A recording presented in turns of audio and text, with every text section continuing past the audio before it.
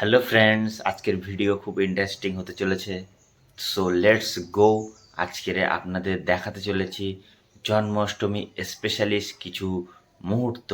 So let's go, শুরু করা যাক।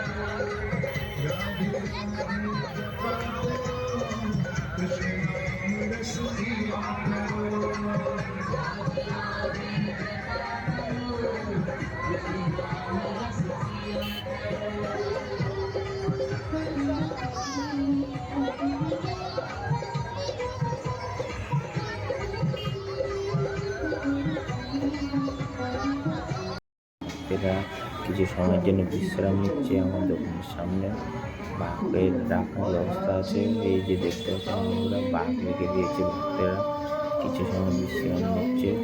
এরপরে